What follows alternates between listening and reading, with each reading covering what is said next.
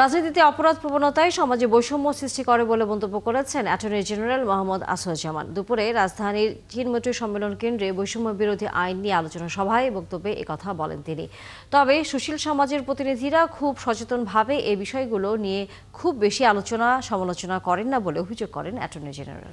যে সহজাত অধিকার, অহস্তান্তরযোগ্য অধিকার, ইউনিভার্সাল সার্বজনীন অধিকার, এই জায়গা থেকে বের হয়ে আমরা কেউ হিন্দু, কেউ মুসলমান, কেউ বৌদ্ধ, কেউ খ্রিস্টান হিসাবে আমরা প্রতিষ্ঠা করার সংগ্রামে বিগত দিনগুলোতে অনেক সময় লিপ্ত হতে দেখেছি।